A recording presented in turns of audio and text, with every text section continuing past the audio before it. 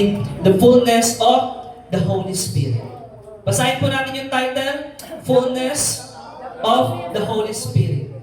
Ibig sabihin, yung kapuspusan ng Santong Espiritu, yung kapuspusan ng presensya ng Diyos sa atin.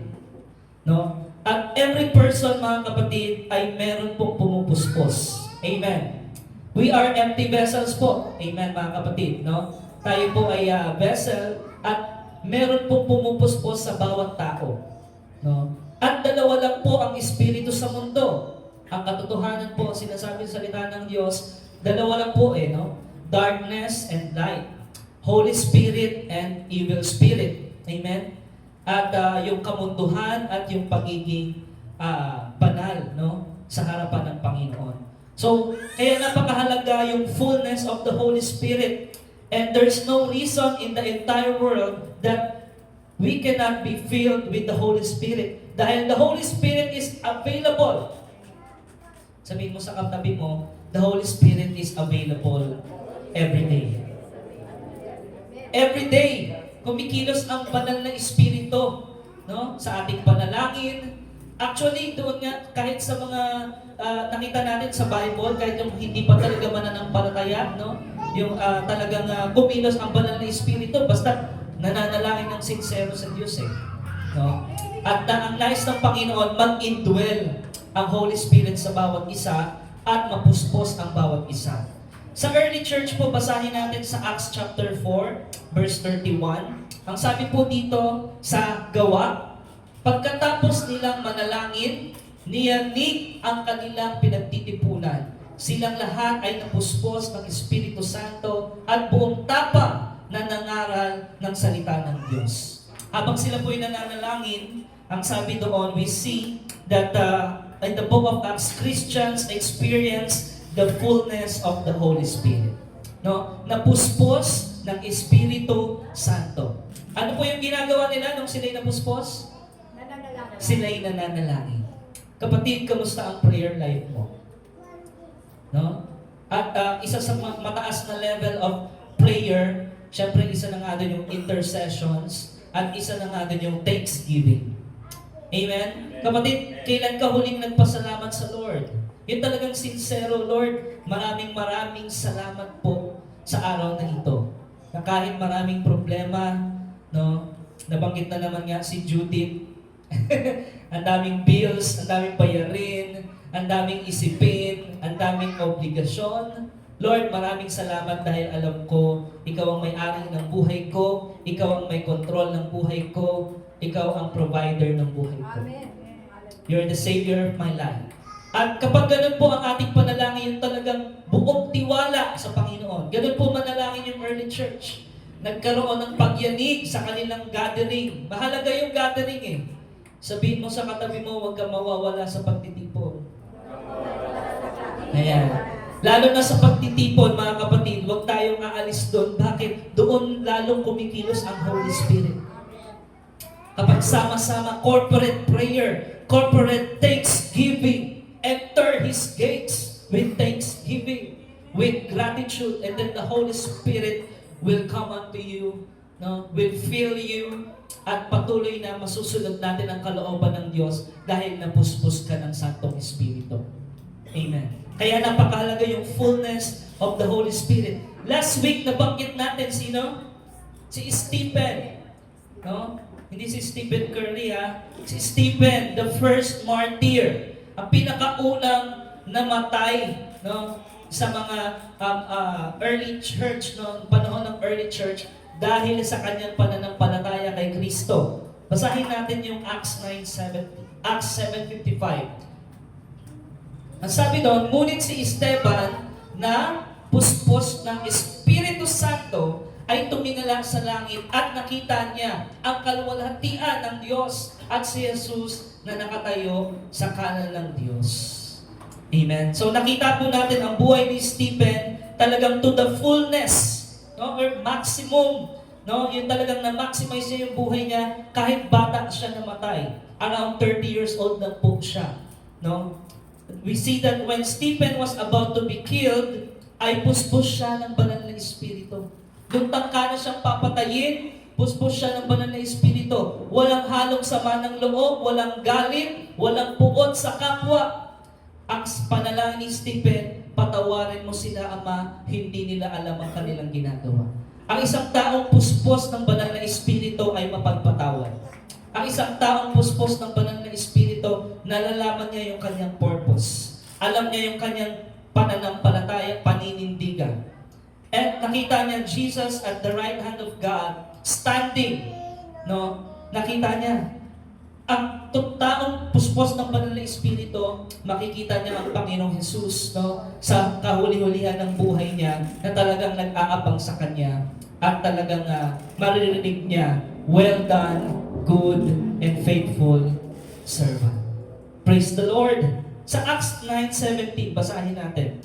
When Ananias went his way to Paul, no, na sa naturang bahay, no, nung si Apostle Paul ay na-encounter niya sa Damascus, si Saul pa siya noon no? Na-encounter niya on the way to Damascus ang Panginoon, siya ay nabulag. Amen? Yeah. Nagkaroon siya ng kaliskis sa kanyang mga mata.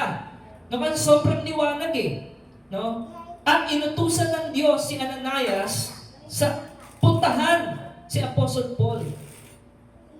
No? Kapatid, baka inuutusan ka rin ng Diyos sa mga panahon ito na meron kang kausapin o puntahan. No? Upang magka-receive siya ng kagalingan. Amen? Alam niyo po ba, bawat isa sa atin kayang gamitin ng Panginoon to extend healing to someone today. Because we are filled with the Holy Spirit. If you are filled with the Holy Spirit, kayang-kayang ang gamitin ng Diyos any season, any time, any opportunity. Katulad po nito, ipinatong niya ang kanyang mga kamay kay Saulo at sinabi niya, kapatid na Saulo, pinapunta ako rito ng Panginoong Jesus na nagpakita sa iyo sa daan nang ikaw ay papunta rito. Isinugo niya ako upang muli kang makakita at upang mapuspos ka ng Santong Espiritu. Sa pananalangin natin, sa paglayhan natin sa iba pong tao, kapag ikaw ay taong puspos ng banal na Espiritu, siya ay makaka-receive din ng kapuspusan ng banal na Espiritu. Amen po mga kapatid? Kaya mahalaga, we always check ourselves, we always submit ourselves every day to the Lord at to the Holy Spirit na siya ang manguna at mangyari ang kanyang kalooban sa ating buhay. Nakita natin sa early church, mga kapatid, 2,000 years ago, every Christian is filled with the Holy Spirit. Talagang matatapang. Tanong mo sa katabi mo, matapang ka ba? Ano ba ang definition ng matapang? No, yung ikaw ay siga, gano'n ba yun? Hindi po, ang definition po ng matapang sa Bible, matapang ka mag-testify, matapang ka magsabi na si Jesus ang Panginoon, lahat ng tuhod ay luluhod, lahat ng labi ay magsasabi na si Jesus lamang ang Panginoon, tagapagligtas at hari.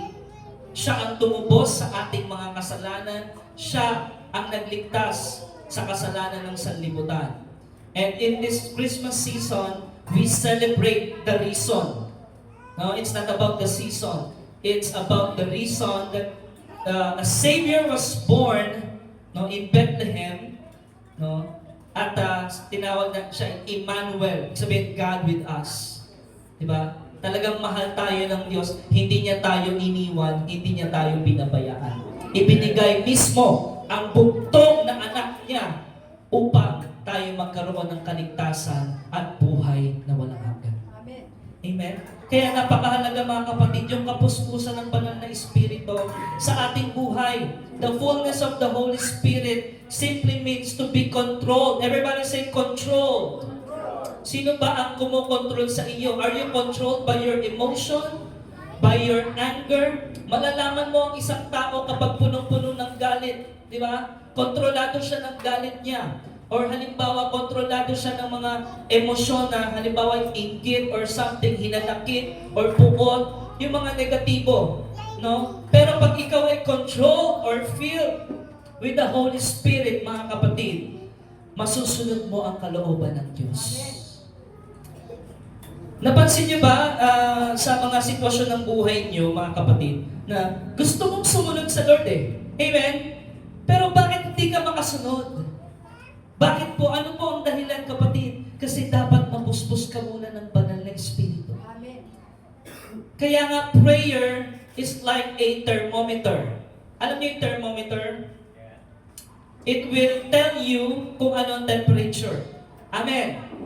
And prayer is also like a thermostat. Alam niyo yung thermostat? It's in a room, makokontrol mo yung temperature. Amen.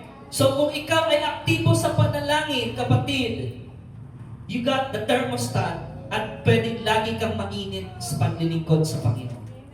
Pwedeng lagi, posible lagi kang puspos ng banal na Espiritu, hindi lang every Sunday, kundi every day, nagpapasalamat ka sa Panginoon. At ina-advise nga po natin sa bawat pamilyang narito, no, lalo na yung mga leaders ng tahanan, amen?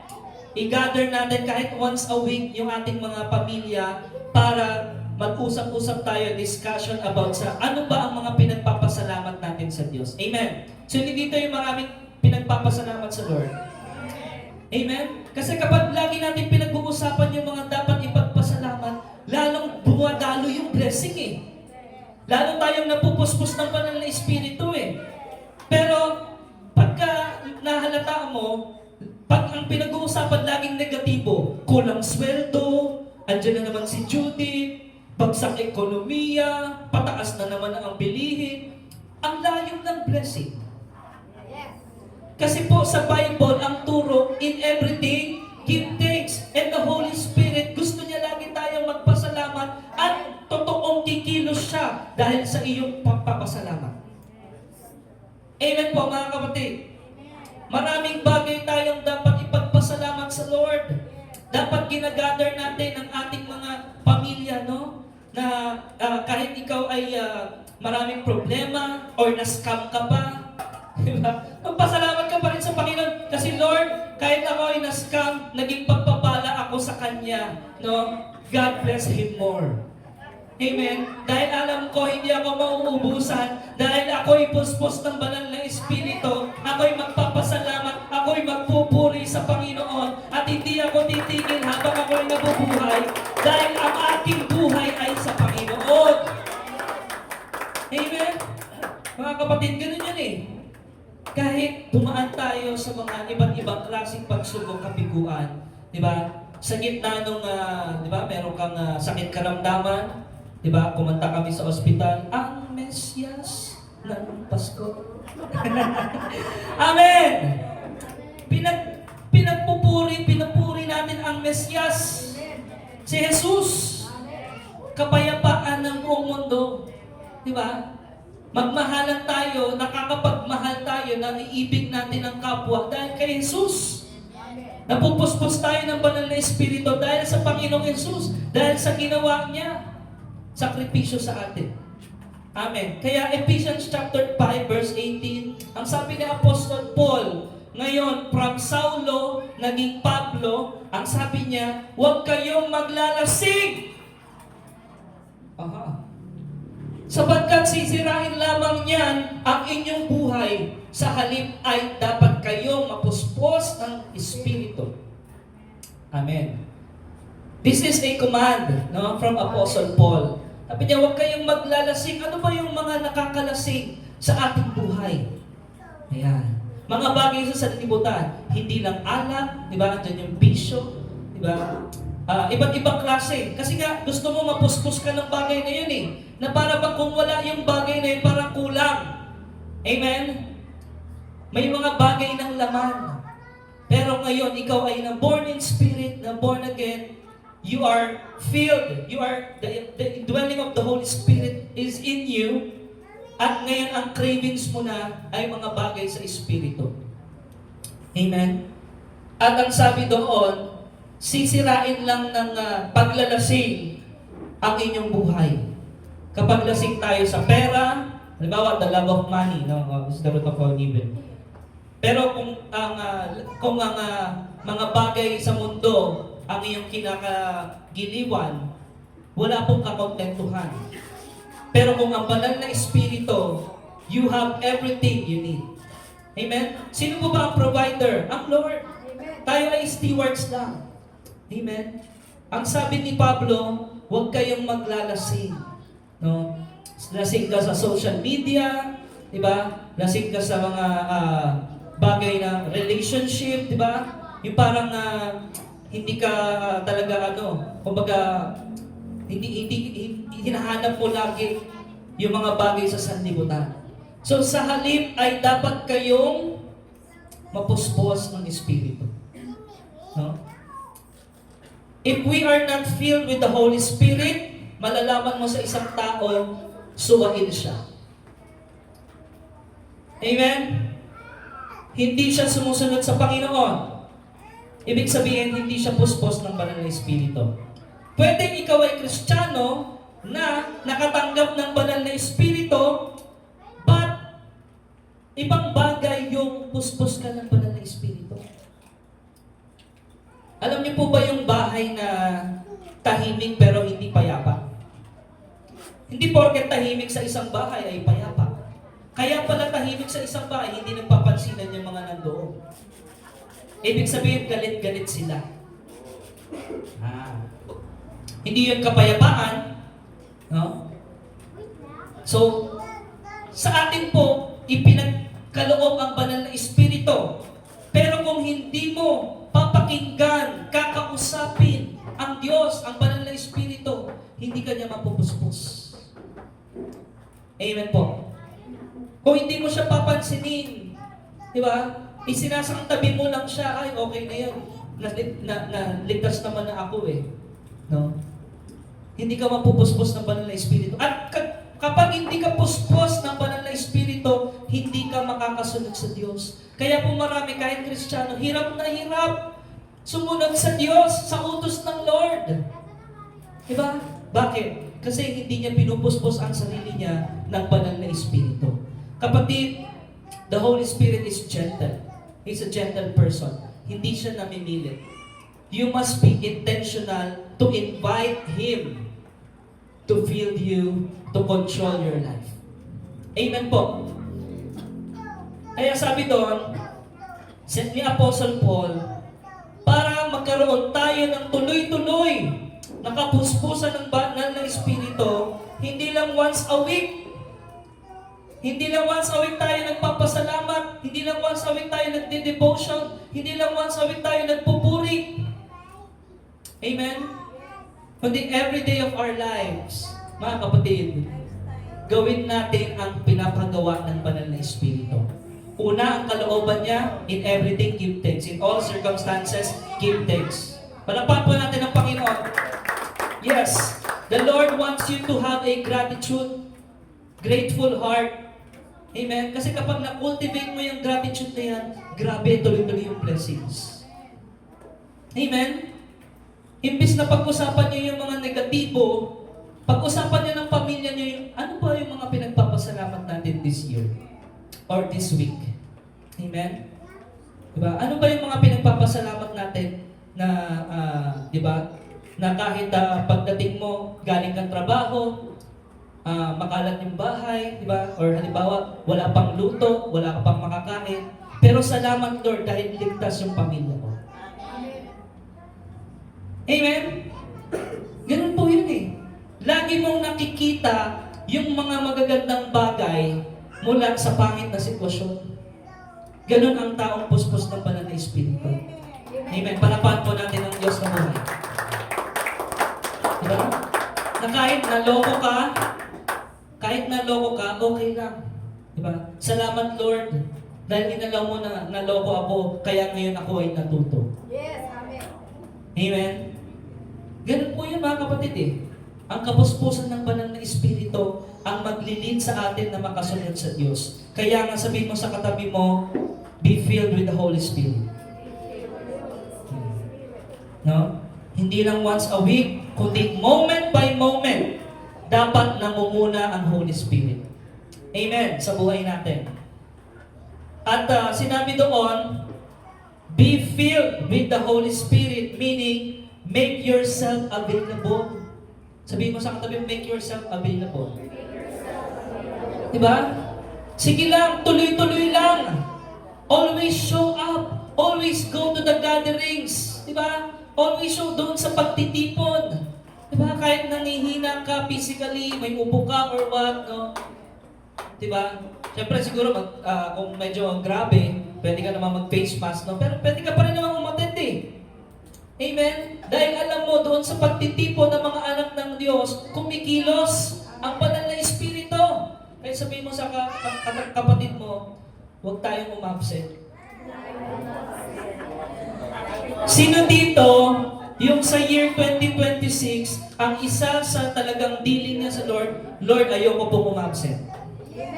Gusto ko po, lagi akong available na magamit mo sa lahat ng pagkakataon. No? Yun ang nais eh. You make yourself available para kapag kumilos ang banal na Espiritu, naroon ka, mapupuspos ka. Kahit saan ka pa. Amen? Kaya nga, ano ba ang mga ebidensya na ang isang tao ay puspos ng banal na Espiritu? Si Apostle Paul, meron siyang sinabi, no? Yung patungkol sa mga tao na puspos ng banal na Espiritu. No? Hindi niya sinabi na basta nakapaghimala ay puspos na ng banal na Espiritu. Hindi. Ito ang sinabi niya, Ephesians 5:19. Sa inyong pag-uusap, gumamit kayo ng mga salmo, ayan. Sa inyong mga pag-uusap sa pamilya nyo. Dapat sa pamilya, mga kapatid, mahalaga praise and worship. Diba? Kami, yan, sa amin, diba? Lagi kami nanonood ng YouTube nila Isakar, yan, sila Eliana, asawa ko. Tapos, maawit kami. Amen, mahalaga yan eh. Sa inyong pag-uusap, diba? Awit kayo sa Lord. Mga himno, mga awiting spiritual, buong puso kayong umawit at magpuri sa Panginoon. Andun yung kapuspusan ng banal na Espiritu. Amen? Ang sinasabi, ang isang taong talagang puspos ng banal na Espiritu, lagi siyang nagpupuri sa Lord. We don't hold back yung pagpupuri sa Lord. Ibigay mo yung papuri dahil para yan sa Panginoon. Amen? Huwag mong iwaglit. Huwag mong pigilan ang papuri. Diba? Kung talagang ang gesture mo, gusto mo itaas mo yung kamay mo sa Panginoon, talagang purihin mo siya, huwag kang mahiya. Dahil sa Diyos naman yan, hindi naman yan sa tao. At ang ebidensya na ikaw ay puspos ng banal na Espiritu, lagi kang nagpupuri sa Panginoon. Nakita niyo si David? Kanina example ni Ninang Mina, no? Talagang he is a worshiper. Basahin natin sa King James, diba? Yung John chapter 4, verse 24. Ang hinahanap ng Ama ay yung mga sumasambang totoo sa Kanya. Amen. Yan ang laging hanap-hanap ng Diyos. God is a spirit, and they that worship Him must worship Him in spirit and in truth. Sabi sa verse 23, but the hour cometh, dumating na nga, at ngayon na nga, when the true worshipers shall worship the Father in spirit and in truth. For the Father seeketh such to worship Him. Amen. Pumalakpak ang mga anak ng Diyos na nagpapasalamat, na totoo talagang merong grateful heart, na totoo talaga sa Panginoon na nagpapasalamat, sumasamba. Ang hinahanap ng Diyos araw-araw ay yung mga mananamba. Hindi yung mga nagsusumba. Joke lang. Maganda naman yung Zumba exercise. Pero unahin natin yung pagsamba. Amen, mga kapatid. Sinabi doon, ang hinahanap ay, ang hinahanap ng Ama ay yung mga sumasamba sa Kanya. Paano ba sumamba sa Panginoon? Sabi sa Psalm, enter His gates. Pumasok ka sa Kanyang presensya na may pasasalamat, papuri at pagsamba. Umawit kayo ng mga salmo, himno at spiritual na mga awitin. Papuri kay Yahweh. Amen. Amen, mga kapatid. Yan ang magandang simbalay or simba sa bahay, pagsamba sa mga tahanan. Amen? Na i-gather nyo, encourage nyo, magpatugtog tayo, umawit tayo sa Panginoon. No? Hindi yung patugtog kayo ng patugtog ng kung ano-ano. Diba? Patugtog ng patungkol sa drugs, patungkol sa mga kabit, patungkol sa mga bisyo, diba? Patungkol sa mga panloloko, mga pagnanakaw. Hindi, ang patugtog natin, ang awitin natin, ay papurit pa sa salamat sa Panginoon. Yan ang taong puspos ng banal na Espiritu. Kung nais mo mapuspos ka araw-araw ng banal na Espiritu, huwag mong kalimutang sumamba dahil ikaw ay nilikha para sumamba. Ngayon, kung hindi mo gagawin yung disenyo ng Diyos sa buhay mo, hindi mapupuspos ng banal na Espiritu. Amen. Napakahalaga ng pagsamba, mga kapatid. Hindi yan Sunday service lang. Amen. Kaya ulitin ko, I encourage each and everyone, lalo na yung mga nandirito, encourage nyo yung tahanan nyo. No? Kahit mag-umpisa yan once a week lang, no? Basta ma-lit yung fire. Mag-umpisa yung apoy. Diba gusto nyo yung fire of the Holy Ghost sa bahay nyo? Puri. Magpasalamat sa Panginoon. No? Gather kayo, awit tayo sa Lord. Amen. Mag-pray tayo. Mag-usap-usap tayo ano ba yung mga pinagpapasalamat mo ngayong week. Amen? Kapag ganun po ang ginawa natin, grabe, puspos ng banal na Espiritu yung tahanan. No? Kaya merong kagalakan. Alam niyo po ba ang kagalakan, no, ay hindi yan, yung kagalakan mula sa Diyos, talagang hindi mo yung mahahanap sa mundo.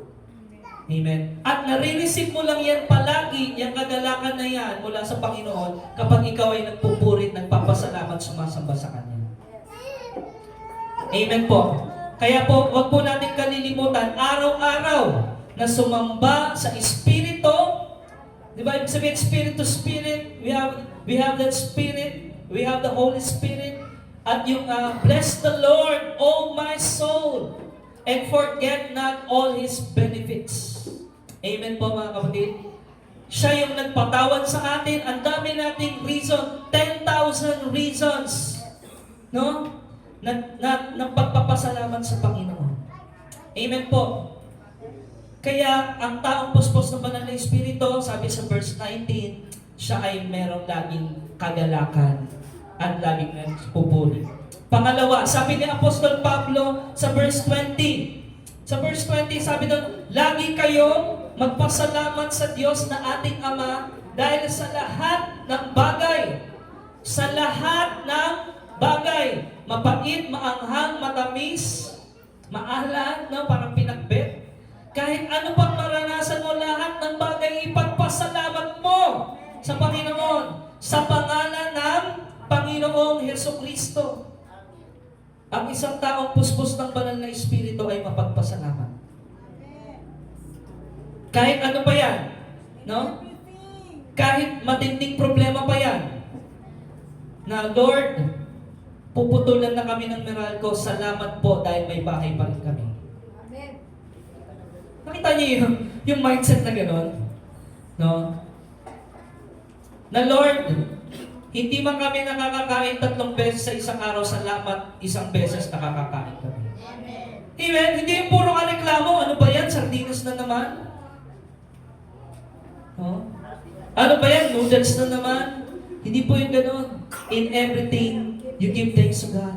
At mapapansin mo, kapag lagi ka nagpapasalamat sa Lord, ay, oo nga, no? Nag-upgrade yung buhay. No?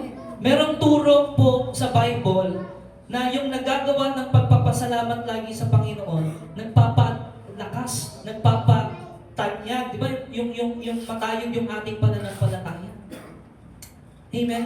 Kaya very crucial yung Thanksgiving. Sabihin mo sa katabi mo, Happy Thanksgiving. Kaya, Thanksgiving Day to eh. Hindi lang every Sunday nga eh. Dapat every day is a Thanksgiving Day. No? Ganun po yun, mga kapatid. Tama po yung sinabi ni Ninang Mila kanina. Hindi mahalaga yung handaan. Mahalaga pagpapasalamat sa Diyos. Mahalaga lagi kang nagbibigay ng papuri sa Lord. Dahil doon ka napupuspos ng banal na Espiritu. At pag napuspos ka, doon ka makakasunod. Amen. Amen. Kaya, a person who is filled with the Holy Spirit, he is joyful. Everybody say joy. Everybody say joy to the world. The Lord has come. Hallelujah. Pangalawa, he is thankful. A person who is filled with the Holy Spirit, laging mapagpasalamat. Amen. Pangatlo, sabi sa verse 21 ni Apostol Pablo, pasakop kayo sa isa't isa bilang tanda ng inyong paggalang kay Kristo. Ang isang taong puspos ng banal na Espiritu, submissive. Amen. Amen. Submissive yan sa church. Submissive yan sa body of Christ. Submissive yan sa mga, kung ikaw ay leader, submissive ka rin sa iyong mga nasasakupan. Amen. Sabi doon, pasakop kayo sa isa't isa. Amen. Amen? Pag sinabing pasakop kayo sa isa't isa, dapat meron po tayong open communication and conversation. Amen. Amen po, mga kapatid, na tayo, pamilya ng Diyos, kung ano yung nangyayaring realidad sa buhay natin, sabihin natin sa kapatid. Huwag tayong mahiya. No? Hindi tayo yung nagsisikretuhan dito. Amen?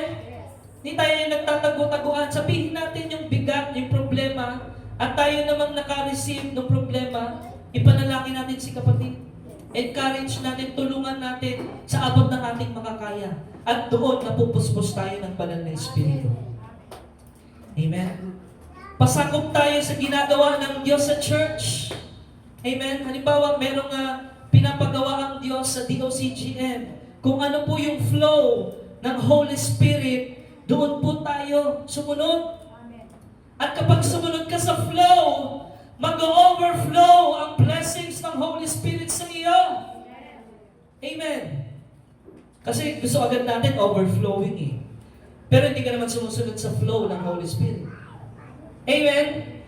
Kung gusto po natin ng overflowing of the Holy Spirit, fullness of the Holy Spirit, you must be first available and obedient to the flow of the Holy Spirit. Amen, mga kapatid. Kaya sabihin natin sa kapatid natin, be submissive. Ayan. Ano yung ibig sabihin sa Tagalog nun? Pasakop tayo. Diba? Huwag, naalala ko yung tema ng message nung sa SOG. Diba? Makinig tayo sa ideas ng isa't isa. Amen. Hindi porket leader ka o pastor ka, ikaw na lagi ang tama. Amen. Yes. Hallelujah. Meron pong pagkilos ng banal na Espiritu sa bawat miyembro. Kahit yung ganyang kaliit na bata, kayang gamitin ng Panginoon para mag-breakthrough ang isang church. Hallelujah! Amen? Kaya wag nating tingnan ang bawat isa, yung parang maliit to o ito, yung malaki. Hindi ho. No? Ang Diyos lamang ang dakila. Amen. Amen. At ang bawat isa sa atin ay minahal at niligtas ng Panginoon. Kaya bawat isa sa atin, kayang-kayang gamitin ng Panginoon. Kahit yung ating mga kabataan, no? Hindi natin sasabihin na, kayong mga kabataan, huwag kayong makisawsaw sa usapin ng matatanda. Hindi po, kayang gamitin ng bata, ang bata, para sa usapin ng pang-spiritual. Amen po? Hallelujah. Nakita niyo si David, batang-bata, ginamit ng Panginoon. Pinatay si Goliath. Akalain ba nila yon? Na yung malaking problema ng Israel, isang 14 years old lang pala makakapag-resolve? Amen. Glory to God. Hallelujah. Hallelujah! Kaya sa bawat pamilya, no, mga kapatid, involve nyo lahat. Diba? Halimbawa sa problem solving, yung realidad na nangyayari sa pamilya, usap ang buong pamilya. Hindi mo alam, baka gamitin yung bunso mo, diba? Bunso mong apo, siya pa ang gamitin para mulutas ang problema. Dahil siya ang doon kikilusan ng Holy Spirit, doon sa open communication at pagpapasakop nyo sa isa't isa. Na halimbawa, nakakaunawa na yung anak mo, anak, ano ang masasabi mo dito sa nangyayari sa ating pamilya? Amen? Kasi kung itatago natin yun, di ba? Yung talagang nakikita naman niya, yung nangyayari problema. Tapos kayo, tago naman ang tago. Hindi. We must explain. We must do our part by the grace of God Amen. sa ating pamilya. Nang sa gayon, kumilos at mapuspos tayo ng banal na Espiritu. Kaya nga mga kapatid, again, pangunahin sa lahat, lagi tayong magpuri, magpasalamat. Merong kagalakan kang nare-receive dyan. Kapuspusan niya ng banal na Espiritu. No? At syempre, magpasakop tayo sa Diyos at sa isa't isa. Sinasabi ni Apostle Paul, mga kapatid, hindi ito patungkol sa mga signs and wonders or miracles. No? Kasi nakakapag-miracle din naman ng Diablo eh. Amen? Hindi porket yung isang tao nakapag-miracle siya, puspos na siya ng banal na Espiritu. Nakapag-miracle nga siya, pero yung lifestyle niya pang demonyo. Oh, maniniwala ka doon sa taong yun? Hindi po. Character. Sinasabi ng Panginoon. Your position towards the Lord. Amen? Your relationship with the Lord. Yun po ang sinasabi ni Apostle Paul. Na ang isang tao, pagpuspos ng banal na Espiritu, masayahin siyang Kristiyano. No? Siguro lagi niya kinakanta, ang buhay ng Kristiyano ay masayang tunay. No? Hindi sinasabi ni Apostle Paul na parang, kumbaga, sinasawalang bahala mo yung mga problema. No? Meron kang kagalakan sa gitna ng problema. Amen? Sinasabi ni Apostle Paul, meron kang confidence. Everybody say confidence. Meron tayong kumpiyansang lumapit sa trono ng biyaya ng Diyos sa gitna ng ating mga kasakitan, karamdaman, problema. Bakit? Alam natin tayo'y tinubos at minahal at patuloy na minamahal ng Diyos. Meron tayong confidence, deep confidence over God's blessings. Alam ng isang tao na puspos ng banal na Espiritu na hindi siya pahihindihan ng Diyos. Na lalo na alam niya yung kanyang prayer ay kalooban ng Diyos. Amen po. Meron kang confidence. Or kahit naman humindi ang Panginoon, alam natin there's a better plan na meron ng Diyos. Amen. Kung ang sagot niya sa panalangin mo ay no, meaning meron siyang mas magandang plano sa panalangin mo. Amen. So, andun yung confidence natin. Yun ang isang taong puspos ng banal na Espiritu. Despite of circumstances, despite yung nararamdaman mo, kung ano man yung pakiramdam mo, no? Mga hardship, difficulties, mga family crisis, meron ka pa rin kagalakan. Indescribable. No? Walang makapagpaliwanag bakit masaya ka pa din. Dahil meron kang kapayapaan. Alam mo kung bakit? Dahil aktibo ka sa panalangin, aktibo ka sa pakikipag-communicate sa Lord. Amen? Aktibo ka sa pagpupuri, lagi kang available sa gawain, di ba? Or lagi kang available talaga sa devotion, may personal kang quiet time sa Panginoon. Philippians 4:6, ang sabi doon, mga kapatid, huwag kayong mabalisa tungkol sa anumang bagay. Sa halip, hingin ninyo sa Diyos ang lahat ng inyong kailangan. Sa pamamagitan ng panalangin may pasasalamat. Mapagpasalamat talaga ang isang taong puspos ng banal na Espiritu eh. Kaya sinasabi sa verse 7, no? At ang kapayapaan ng Diyos na hindi maunawaan ng tao ang siyang mag-iingat sa inyong puso at pag-iisip, meaning sa mga decision making, sa mga strategic planning, iniingatan ka ng Diyos dahil ikaw ay lumapit sa Kanya at talagang pinasalamatan mo siya. Siya ang mag-iingat sa inyong puso at pag-iisip dahil sa inyong pakikipag-isa kay Jesucristo. You will experience peace in the midst of crisis. Amen. No? In the midst of matinding problema na parang sinabi ng doktor, meron kang cancer, 1 month na lang ang taning mo, ang sasabihin ng isang taong puspos ng banal na Espiritu, Hallelujah! Praise the Lord! Natapos ko na ang aking misyon. Malapit na akong umuwi sa Panginoon. Amen? So, yun po, laging merong pagpupuri ang taong puspos ng banal na Espiritu. Psalm 145 verse 3. Ang sabi doon, dakila ka, O Yahweh, at karapat dapat na ikay purihin. Kadakilaan mo ay tunay na mahirap naming unawain. Yan ang laging bukang bibig ng isang taong puspos ng banal na Espiritu. You will experience peace. Lagi kang, yung ngiti, di ba, hindi nawawala sa iyo eh. Maaliwalas yung itsura mo, ano? So, sinasabi doon, you can still smile. You can still shout for joy. Sing His praises in the middle of crisis.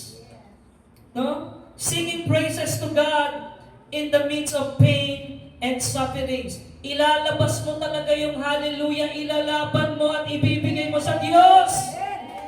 Sa kabila ng mga problema, ilalaban mo, hindi hadlang ang problema ito para magpasalamat ako, para magpuri ako sa Panginoon. Hindi hadlang itong cancer na ito, hindi hadlang itong kawalan ng trabaho na ito, hindi dahilan itong kahubaran na ito, hindi dahilan itong kawalan ng kuryente o anumang resources, para magpuri ako sa Diyos na lumalang sa akin.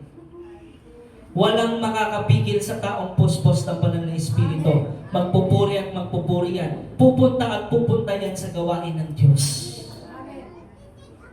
Yun ang taong puspos ng banal na Espiritu. Amen. At sinasabi ni Apostle Paul about sharing joy in singing, in your testimony, sharing the gospel, making melody in our hearts. No? Kaya mahalaga, it comes from the heart. Yung papuri mo ba sa Diyos, pasasalamat galing sa puso o hanggang muso lang? No? Parang, sige, thank you Lord, okay na to. Diba? Sige Lord, ito lang yung sweldo ko. Binigay mo, sige, bahala na. Salamat na din. Ganun ka ba magpasalamat? No? O in everything, give thanks ka talaga. Amen. In every season, amen, kaya mo ba magpasalamat sa Panginoon?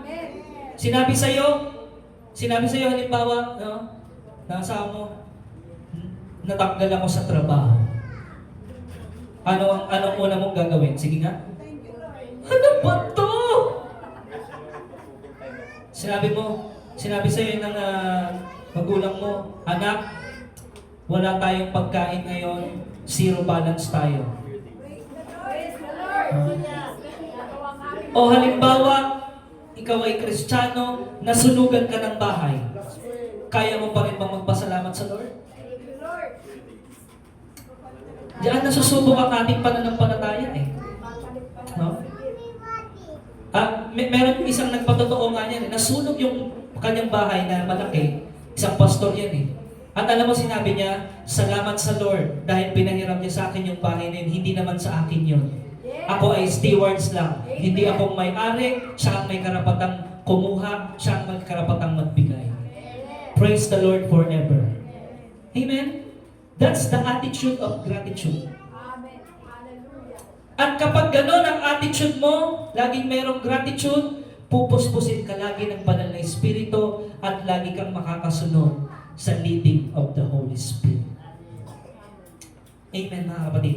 Kaya, Philippians 2:14, sabi ni Apostle Paul, no, gawin ninyo ang lahat ng bagay ng walang reklamo at pagtatalo. Amen? Ano ba yan, Pastor? Meron na naman tayong contribution para sa church. Meron pa tayong reklamo na gano'n. Ang dapat po natin gawin, salamat, Pastor. Dahil kahit papano, makaka-contribute ako. Di ba magkaiba yun? Di ba? Hindi naman tayo sa pilitan na, sa'yo 1K ka. Di ba? Kung ano yung leading ng Holy Spirit, nag-prompt sa'yo ang Holy Spirit. Halimbawa, sa project, ang ambagan ay 700. Pero pinrant ka ng Holy Spirit, 10K ibigay mo. Yes, Lord. Sino dito yung may ganun pananampalataya? Amen? At pupuspusin ka ng banal na Espiritu because of your giving. Alam pa natin yun? Kaya pala sinabi sa Bible, it's blessed to give than to receive. Because when you give, the Holy Spirit, hindi mo ma-outgive ang Lord. Mas lalo ka niyang pagpapalain kasi ikaw ay nagiging pagpapala. Kasi nagawa natin yung mathematics natin eh. Ang iniisip natin yung alam nating math. Pero alam nyo, sa spiritual na realm, no, the more you give, the more you receive. Naniniwala kayo doon? Amen? The more you give, the more you receive. No? Kaya nga, give thanks eh. Yun pa lang, nagbigay ka na eh. Amen? Pagbibigay ng pasasalamat yun eh. Give time. Sino may time para kay Lord? Amen? Ano ba yan, pastor? Ang tagal naman ng preaching mo. Hindi naman po tayo ang nasusunod, kundi ang banal na Espiritu eh. Amen? Sabi niya, gawin ninyo ang lahat ng bagay. Kasi po, nung panahon pa lang ni Apostle Paul o panahon pa lang ng Israel, marami ng reklamador. Tignan mo yung katabi mo. Hindi yan yun. Oo. Marami ng more. Marami ng complain. No? Si Apostle Paul, sinasabi niya, huwag kayong mag-murmur, huwag kayong mag-complain, magpasalamat pa kayo sa Lord. No? Kapag ang isang tao puspos ng banal na Espiritu, laging mapagpasalamat yan, wala kang maririnig na reklamo dyan. Dahil matiisin yan, matyaga yan. Wala kang maririnig na reklamo dyan. Yan ang taong puspos ng banal na Espiritu. Amen po mga kapatid. So kung meron po kayong kakilala na parang hindi mo nariringgan ng reklamo, ay grabe, puspos yun ng Holy Spirit. Lagi nagpapasalamat. No? Kaya sabi, tayo ay nagpapasalamat hindi lang paminsan-minsan, but all the time. God is good all the time. Kaya lagi ka magpasalamat. All the time pala God is good eh. So dapat lagi ka magpasalamat. Amen? Kaya nga sabihin mo sa katabi mo, count your blessings. Yan. At magiging pagpapala ka sa ibang tao kapag lagi mong binibilang ang blessing mo. Lord, di ko mabilang ang blessing na binigay mo sa akin. No? Ang sinasabi mo, thank you Lord. Hindi ko man nauunawaan anong nangyayari sa buhay ko ngayon o anong nangyayari sa Pilipinas ngayon, pero isa lang ang alam ko, ikaw ay kumikilos sa buhay ko. Ikaw ay naririto, ikaw ay may-ari ng buhay ko. Yun ang alam ko. Amen? Kahit di mo maintindihan, Lord, bakit nangyayari to? Magtiwala ka sa Panginoon, magpasalamat ka palagi. Amen. He is the way maker? Yes. He is the miracle worker? Yes. No? God is after your best interest. You say, thank you, Lord. At sinasabi nga, na-quote ko kanina, Romans 8:28, all things work together for good to those who love God. Gumagawa ang Diyos. Hindi tumitigil sa paggawa ng Diyos. Para sa mabuti, kasama ang mga nagmamahal sa Kanya. So kung meron kang relationship sa Panginoon, laging kumikilos ang Diyos sa buhay mo. Silang mga tinawag. Sino yung mga tinawag dito? Amen. Kung naniniwala kang tinawag ka, isa ka sa tinawag ng Diyos, gumagawa siya sa buhay mo araw-araw. Amen. Kaya sa Romans 8:18, ang sabi doon, para sa akin ang pagtitiis natin ngayong kasalukuyan, 2025, di ba? Papunta tayo ng 2026, marami tayong pagtitiis. Hindi maihahambing sa kaluwalhatiang ipahayag sa atin balang araw. Amen? Ano kung magtiis tayo dito? Nasabihin na natin 70 years old, 80 years old, maraming pagtitiis. Pero kung ikumpara mo yun sa ihahayag na eternal life na binigay sa iyo ng Panginoon, walang comparison. Amen? Ang iniisip mo yung eternity. Amen? Yung eternal treasures. Merong hinanda sa iyong mansions. Di ba? Lalakad ka sa gintong streets. Amen? Yung gate pa lang perlas na. Isipin mo, gate ng bahay mo perlas. Tapos yung mga nasa paligid, mga diamonds. Hallelujah! Okay lang, Lord. Kaya pala si Apostle Paul, kahit makakulong na siya, Amazing Grace, how sweet. Sila ni Silas, no? Papuri pa rin eh. Bakit? Walang maikukumpara sa sitwasyon ng mundong ito sa mundong darating, new heaven and earth. Kung saan ang gobyerno ay si Jesus ang pinuno, the King of Kings, the Lord of Lords, at maghahari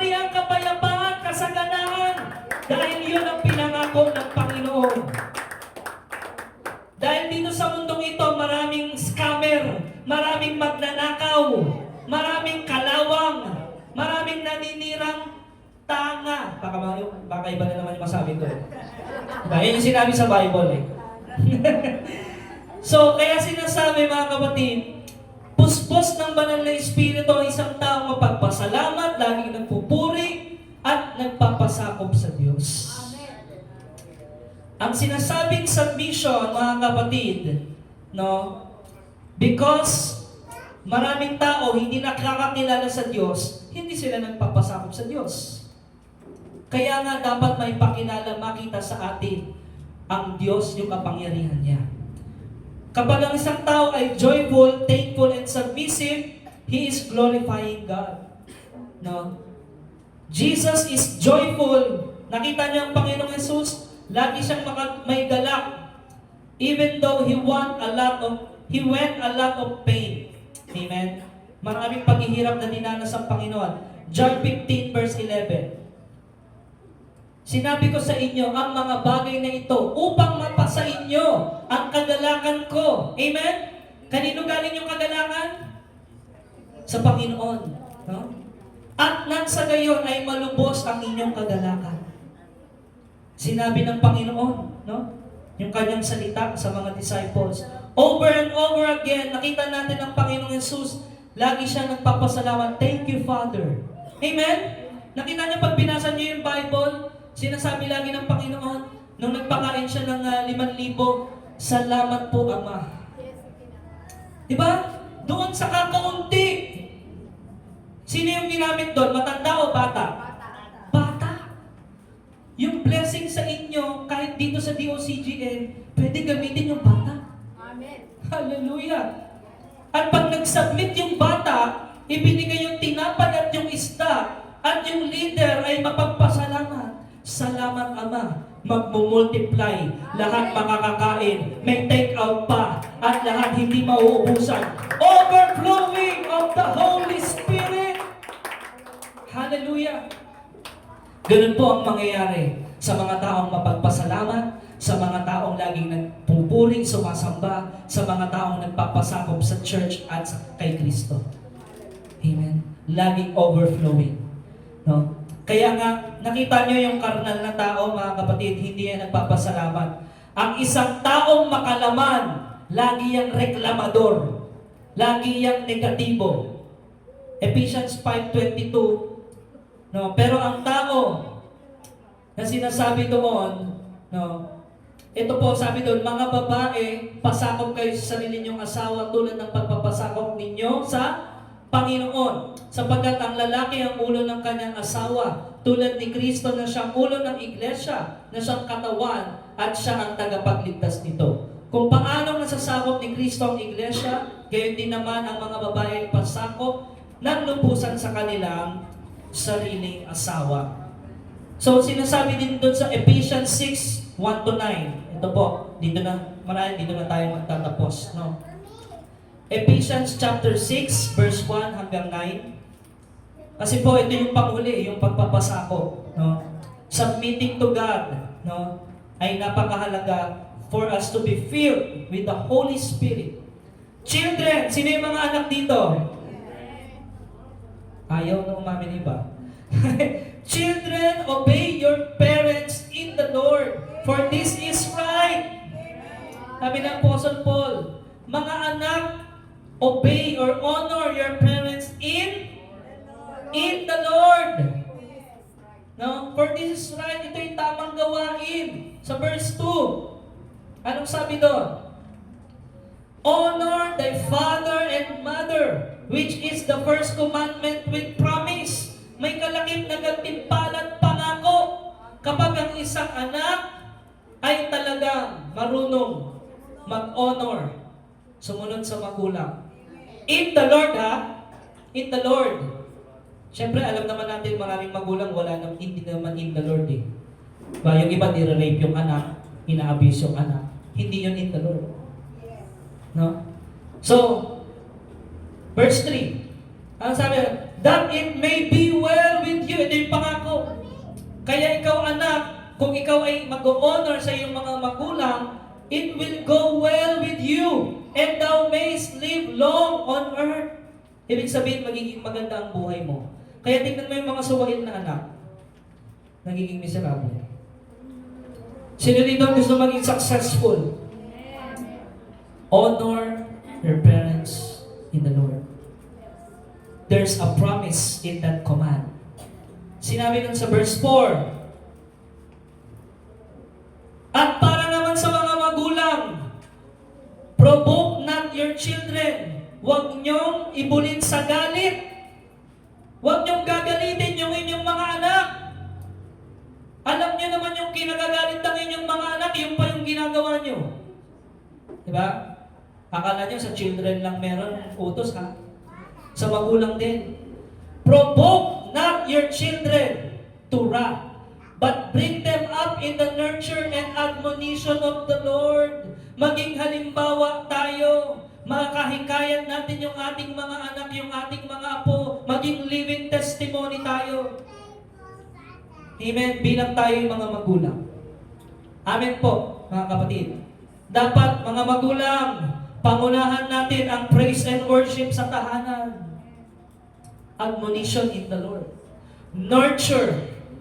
No? Gawin ninyo iyon, sabi. Sa verse 5. Servants, mga alipin, be obedient to them that are your masters. Kung ikaw ay empleyado, no? According to the flesh, with fear and trembling, in singleness of your heart as unto Christ. Ginagawa mo yung sa amo mo, hindi lang dahil amo mo siya, kundi yun para sa Lord din. Amen. Next verse. Not with eye service. Hindi lang yung pakitang tao. As men pleasers. Hindi lang yung sumipsip ka lang. Hindi. But as the servants of Christ, doing the will of God from the heart. Ginagawa mo yung part mo bilang ikaw ay empleyado or estudyante o kung ikaw ay negosyante, no? With all your heart to glorify the name of the Lord. Amen. Next verse. With good will doing service as to the Lord at hindi sa tao. Amen. Sa Diyos pa rin yung paglilingkod, pagtatrabaho mo, pag-aaral mo. Knowing that whatsoever good thing any man do, the same shall be received of the Lord. Amen? Whether he be bond or free, maging ikaw ay malaya o ikaw ay alipin, lahat ng iyong gagawin para yun dapat sa Panginoon. Verse 9. At kayo mga amo, o di ba, kung ikaw ay merong nasasakupan, no? O kung ikaw ay isang boss, o humahawak ka ng tao, do the same things unto them, forbearing, threatening. Huwag nyo silang talagang sisintakin o tatakutin. Knowing that your master also is in heaven. Amen. Neither is there respect of persons with him. Ito pala yung sinasabi ni Apostle Paul, pasakop kayo sa isa't isa. Maging ikaw ay alipin o malaya, maging ikaw ay member sa church, o may leader ka sa church, or pastor ka, no? Submit to one another as you submit to the Lord. Amen po, mga kapatid. At kapag gano'n ang ginawa natin, you will be filled with the Holy Spirit. Amen po, mga kapatid. Kaya, Holy Spirit, kailangan po natin more of the Holy Spirit. No? If you try to practice submission, di ba? Yung parang pilit lang, ay sige, susunod ako kasi wala eh. Sinabi nila, pinilit nila ako. Pinilit ako ng church eh. Kapag ganun yung ginawa mo, magiging miserable ka. Dapat fullness of the Holy Spirit. Amen. Sinasabi ni Apostle Paul, mga kapatid, no? It's interesting that the Holy Spirit of God wants to begin sa mga bahay, in homes and family. Amen. Sinasabi ni Apostle Paul, Spirit-filled, the first place you will show is where you live. Kung saan ka naninirahan, yung mga kasama mo sa bahay. Ayan, ipakita mo ang kapuspusan ng banal na Espiritu. Lagi kang magpasalamat, magpuri sa Panginoon. Lagi kang may kagalakan sa gitna ng problema at suliranin. Amen. At you are joyful at you are submissive. Yun ang kapuspusan ng banal na Espiritu. And submission begins at home. Kaya nga yung aral, di ba, mga anak, pasakop kayo sa inyong mga magulang. Mga magulang naman, ito ang gawin ninyo sa inyong mga anak. Amen. So, submit to one another.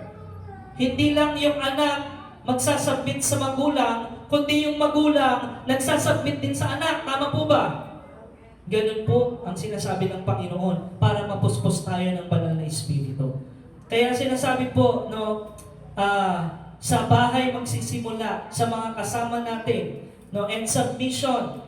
What must we do to be filled with the Holy Spirit? Come to God, confess. No, 1 John 1:9, confess your sins. Ask God to take away your pride para makapagpuri ka ng maayos. Humingi ka ng tawad sa Diyos para makapagpasalamat ka, makapagpuri ka ng maayos, magamit ka ng Panginoon at makasunod ka sa Kanya. The Holy Spirit will work in your life. 1 John 4:4, greater is He that's living in me than he that is in the world. Kapag ikaw ay puspos ng banal na Espiritu, walang sino mang makapapagbagsak sa iyo. Amen. Amen. And you must always keep your faith. No? Doon ka lang sa lakarin inilatag sa iyo ng Panginoon.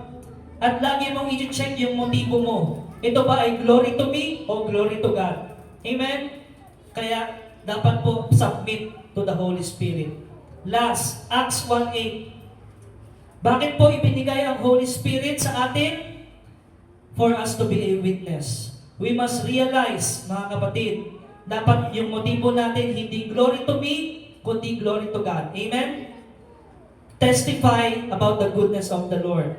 Kaya nga, the fullness of the Holy Spirit is necessary. Kailangan talaga natin ang kapuspusan ng banal na Espiritu every day para tayo maging buhay na saksi, buhay na patotoo mula Jerusalem, Judea, Samaria, up to the uttermost part of the earth. Ano ibig sabihin nun? Mula sa bahay, sa kapitbahay, sa street nyo dyan, sa community sa Golden, sa Diamond, sa Imus, sa Cavite, sa Pilipinas, hanggang sa buong mundo. Kapag puspos ka ng banal na Espiritu, kayang-kaya kang gamitin ng Panginoon kahit saan. Amen po, mga kapatid. Salamat sa Panginoon. Kaya huwag niyong kakalimutan, mga kapatid, always give thanks to the Lord, be joyful in His presence, submit yourselves one to another as we submit to the Lord. Tayo po lahat ay tumayo. Hallelujah. Tayo po ngayon ay awit sa Panginoon, yung